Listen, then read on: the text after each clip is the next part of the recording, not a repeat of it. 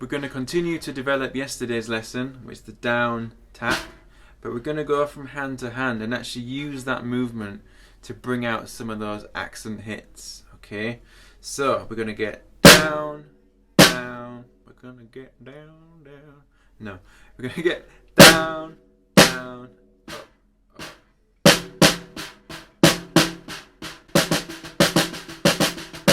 We can change the position that we actually start that movement. So rather than starting down, down, up, up, we could actually start with an up and then go to two downs and finish with an up. In which case you'd get up, down, down, up, down, down. You could also start with two ups.